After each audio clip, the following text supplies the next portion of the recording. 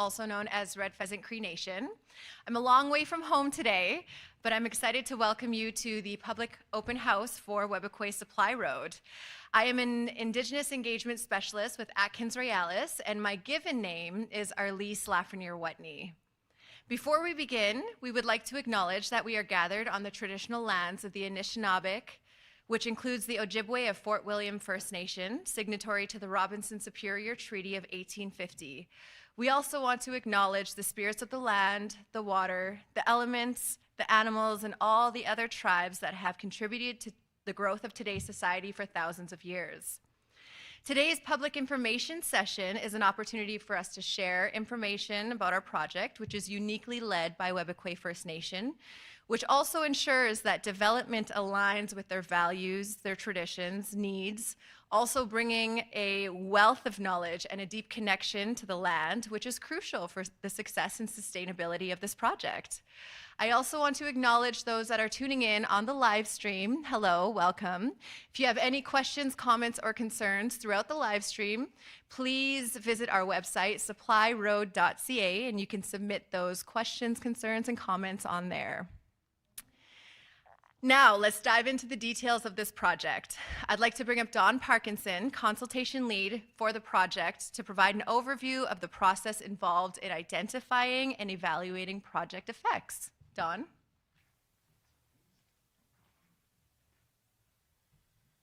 Thank you, Arlise, and thanks to everyone who is here in person and also those online, as Arlise said. Today I'm going to go through where we are right now on the project and where we're going. So I'm going to do a brief presentation. If you have any questions, we'll take those after the presentation, but we'll try to give you the sort of the key information about what's going on with the project and also a bit of a project background. So in terms of the purpose of the Webequie Supply Road, there's three main purposes: to move material, supplies, and material from the airport to the McFalls Lake or Ring of Fire area, to provide obviously local employment and economic development opportunities to Webequie First Nation community members, and also to provide help to other generations, the youth in particular, by providing experience and training opportunities for youth to hopefully encourage them to pursue additional skills and post-secondary education as well. So what is the Webequie Supply Road project? Well, it's a planned 107-kilometer road which runs from Webequie Airport on the Webequie First Nation reserve lands, basically southeast to just east of the Mukatai River, in the McFalls Lake area, which is essentially geographically sort of the heart of the Ring of Fire. Of those 107 kilometers of the planned road, 17 actually sit on Webequie First Nation reserve lands. And the actual final corridor width or right-of-way for the road is 35 meters. There are 6 what you call major water body crossings. Now, this doesn't mean 6 giant bridges. This means 6 crossings that require a structure other than a culvert. So the biggest crossing is that of the Winnisk Lake, which is about 200 to 250 meter span. And most of the other spans are between 30 and 50 meters. There would be 4 construction camps planned for the project. These, of course, are temporary, and the purpose is, as you can imagine, to accommodate construction crews. But one of those sites, yet to be determined yet, would be repurposed to act as sort of a permanent base of operations or operations and maintenance facility. There would be storage and laydown yards that are temporary for equipment and materials as well. So at this point in the project, we've been doing this project for about 6 years. We've identified a preferred routes. We've also identified these camp locations that I just talked about, and pit and quarry locations. So sources for construction materials, material to build the road with as well. And they're on this map. You probably can't see them very easily, but they're on the boards here and they're in the presentation that we'll make available publicly as well. Now, another thing that I should point out is this is one of 3 major all-season road projects going on in this area. There are 2 other projects, all-season road projects that is, one being the Northern Road Link and the other one being the Martin Falls Community Access Road. The Webequie Supply Road project is the most northerly of the projects, again running from Webequie First Nation to Ring of Fire. And then the northern end of the Northern Road Link would then connect with the eastern end of the Webequie Supply Road and then run south to meet with the Martin Falls Community Access Road, which then proceeds further south and then connects with what is essentially 2 upgraded resource roads, which ultimately connect with the provincial highway network. So ultimately you've got Webequie being connected to the Ring of Fire, and the Ring of Fire then being connected to the provincial highway network along with Martin Falls First Nation. In terms of our engagement and consultation efforts, we are now in what's called round 3.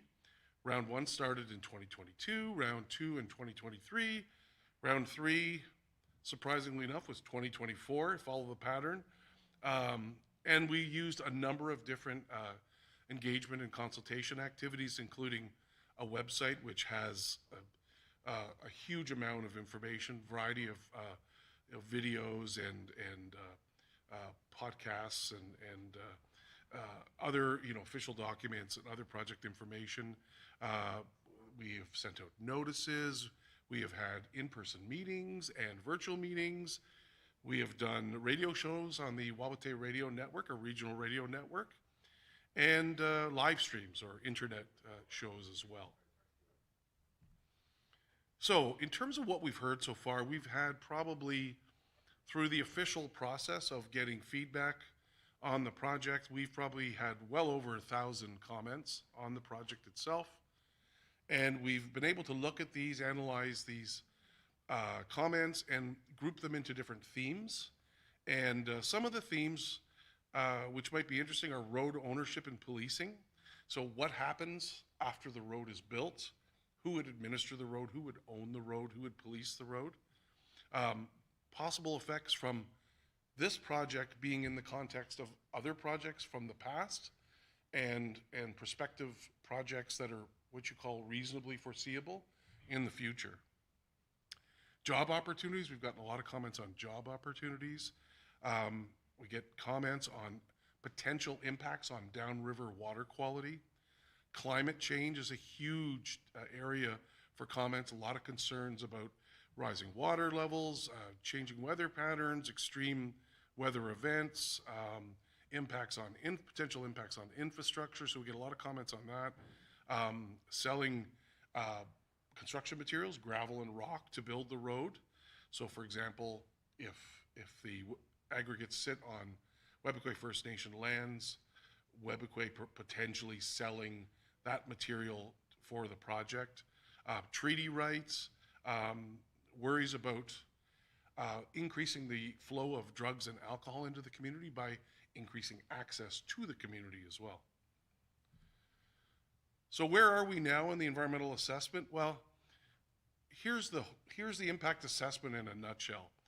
So we start by describing the project and deciding what will be studied and how things will be measured. We identify the limits of studies, whether it's the geographical limit and then time period to study. And in doing so, we're trying to establish a baseline that describes the way things are now, so we have something to use as a frame of reference when we're predicting potential effects. We then move on to the point that we're at now, where we're identifying possible effects of the project and how these can be what you call mitigated, which means controlled or minimized or eliminated in some cases. And then we have to identify, after having done that, if there's any unmitigatable effects. So if there's any effects that are left over after trying everything to minimize or control effects, what's left over? These are called residual effects or leftover effects. And then right after that, we look at the leftover effects from the past, from the present, and the future, which is the big picture. And then we identifying any monitoring requirements. Based on all that information, we compare the advantages of and disadvantages of the project versus doing nothing. So that's the process, environmental assessment process in a nutshell. And all through this process, I should note, as you can see on the slide, we're getting input from community members. So it doesn't just stop at a certain point, and so that conversation does continue all the way along. So when we talk about mitigation or controlling or limiting effects, we have to look at different ways of doing that. So when you talk about mitigation, you could be eliminating effects or avoiding effects. So by, for example, moving the road to another location. So if there's an effect here, maybe if we move the road here, we won't have that effect. Reducing, changing the way we do things. So changing construction methods, changing road design. Then we have something called offsets. This is where you might clean up another area that might be contaminated or needs a remediation of some kind, like improvement of some kind, to get it back to where it was before. Or you could improve the habitat in another location to make up for possible effects of this project, for example. So when we look at project effects, what kinds of things do we think about? We think about surface water, looking at lakes and rivers.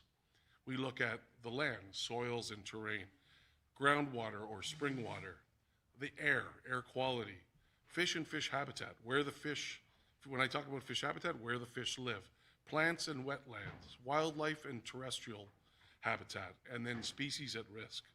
There's a lot of different factors that are looked at when we look at project effects. People, the social environment, the economy, lands and resources, the health of community members as well. The environment that we can see, the visual environment, and any impacts on the visual environment. Aboriginal treaty rights and interests, culture, the effects, and this, I talked about this before, the cumulative effects, the effect of all projects, past, present, and future together. And then a couple of other things that we don't always think about, but accidents and things that can go wrong, and of course climate change, which I mentioned earlier. So the way cumulative effects works is we take the leftover effects, so the residual effects from these past, present, and future projects. So Victor Mine, the Musselwhite Mine, Wate Nakiniap transmission line, Greenstone Gold. We take those, we add them all together, and then we look at that and we say, okay, can we mitigate? Can we reduce or eliminate these effects that we've identified, and to what extent can we do that? And then we say, okay, and then you have residual effects of that, and we look, so that identifies what the cumulative effects are of the project. So for our purposes on our project, this map shows, and we do have a board of this, but it's being revised, and it basically shows the projects that are being considered at this point in time in the cumulative effects analysis. So we're looking at things like Victor Mine, Musselwhite Mine, obviously our projects, the road projects, the Wate transmission line, Greenstone Gold, and then the Ring of Fire planned mines, reasonably foreseeable mines like Eagle's Nest and Blackthorn. So, finally, we reach the next steps. In terms of where we are now, like I said, we're in consultation round 3, where we're getting feedbacks on the preliminary effects assessment. We're going to continue to assess potential effects of the project, including those cumulative effects. We're going to continue to collect Indigenous knowledge and land and resource use information. And winter and summer or more like fall and winter of 2024, we'll be looking for input on the preliminary effects assessment of the project, and input on on possible impact management, mitigation, and follow-up monitoring. So getting comments on that. And then we're looking at circulation of draft documents starting in the fall of this year to Indigenous communities. And then I believe late this year, early next year, as part of the public process. So that would be through the federal and provincial environmental assessment processes. So that's where we stand now. And with that, I'll open it up to questions if anyone has any questions. Quiet crowd tonight. Well, it doesn't look like we have any questions. So with that, I'll hand it over to our host, Arlise. Thank you so much, Don. As you guys can see, community involvement is at the heart of this project, and your feedback really matters to us. So if you are tuning in on the live stream, visit us at supplyroad.ca to submit your comments, concerns, and feedback. And if you're in the room today, we do have comment forms located at the front desk there. Please feel free to fill those out. And we will be hanging around for a little while now, so feel free to come up to us and have any one-on-one chit chats. And I just want to thank you for your engagement today and for choosing to be here. With that, I will let you go for the evening, and we will see you guys soon. Hi, hi. Thank you.